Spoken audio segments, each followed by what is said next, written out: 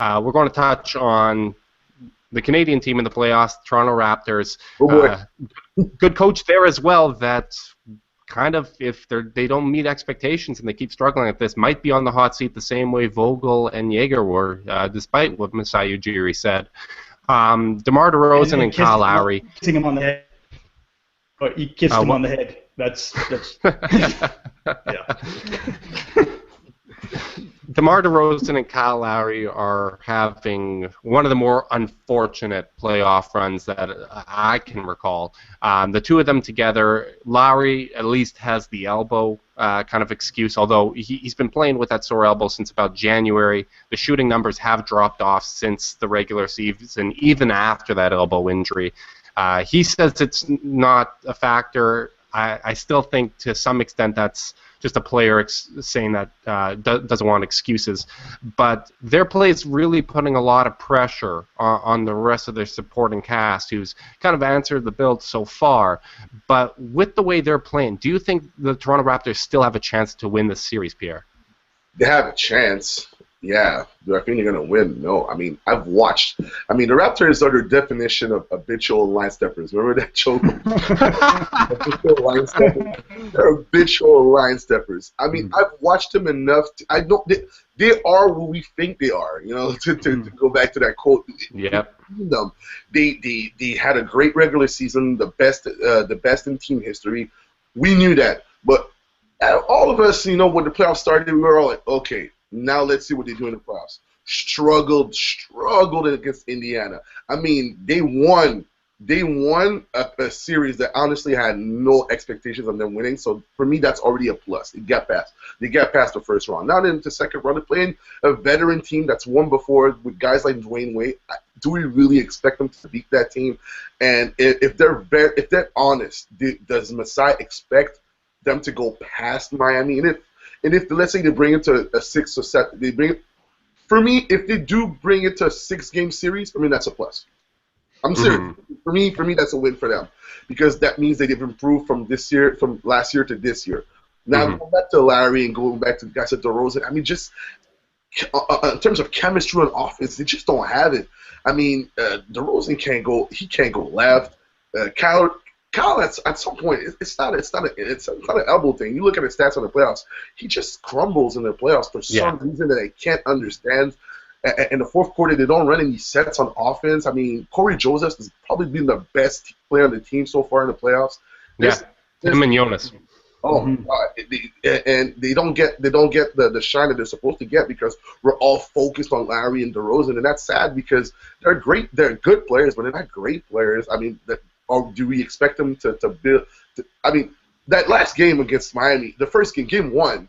I mean, the whole time watching again, I knew that Dwayne Wade was not going to let these guys lose the game. When you go into a game like that, it's sad because you're looking at the team and you're like, well, did they ever going to figure it out? Is it a chemistry thing? Is it a management thing? Is it a coaching thing? I mean, Casey, I think he's a really good coach, but I mean, I called him a poor man's Billy Donovan the other day. That was really kind. It's Damn. Really kind. I was really kind. And I love Dwayne Casey, but there's much more than that than just having 2 guys on the team that were all stars. You have to figure it out at some point. Mark, what do you think the biggest problem is for them? Because there are so many issues going on and things that you can kind of point to. When you kind of just listen to your gut, what do you think is the thing that's really kind of ailing them so far more than anything in the playoffs? Yeah, I mean, I go back to the Rudy Gay trade. Right after that trade, these guys just gelled. They had this amazing ball movement. I remember them playing against Miami and nearly beating Miami at the top of their throne. That's disappeared completely. DeMar is, trying to turn into Kobe, replace Kobe, whatever. I mean, he may be looking at playing for the Lakers eventually, and Kyrie, whether or not his arm is hurt. Whoa. You said Kyrie. It's Kyle. Sorry. Kyrie balls in the playoffs, my friend. Yeah, sorry. Kyle. So, excuse me. Anyways, Kyle, I mean, mentally he's not there right now. I mean, we all get in the mental funks. You can tell that whether or not the arm's hurting or not, I don't know. But to just try to shoot out of it isn't going to work. He needs to distribute more. and DeMar just needs to pass the ball and play defense, play some actual defense, you know, and most importantly, get JV more touches. Get him, especially early, get him touches early, not just in the fourth, and good things are going to happen. I've been saying this for 3 years. I just ball movement. It's insane how they don't trust in him. And if you take a look, he's killing Whiteside every time he touches the ball. He's just Whiteside can't play with him, and they don't give him touches, and that's unfortunate because at that point you would think that they would recognize that JV, as inconsistent as he is sometimes, he's a really good offensive player, and they don't give him and they keep forcing it into Kyle, and they keep forcing it into DeMar, and it's not happening. So at some point, what am I supposed to think? Are they going to figure it out? I'm not sure. That's the sad part. Yeah, and it's funny because Al Jefferson roasted Whiteside in the low post, another talented low post scorer, and JV's doing the same thing, but they just don't seem to recognize it. To me, like, they just seem like a mentally fragile team, and I was listening to an interview with Dwayne Casey, and what stood out to me was he's talking about Kyle Lowry's shooting slump, and he said a lot of great shooters, a lot of great players have gone through slumps like this in the playoffs, better players than Kyle, better shooters than Kyle, but they've never been as scrutinized as Kyle Lowry. And I don't know what he's reading. Like, Kyle Lowry's getting scrutiny, DeMar's getting scrutiny, but to say, like, he's the most scrutinized player, as much as I love kind of the We the North rallying cry in that, they do seem to have this mentality where they always think the refs are out to get them, the league is out to get them, they're counted out. The media?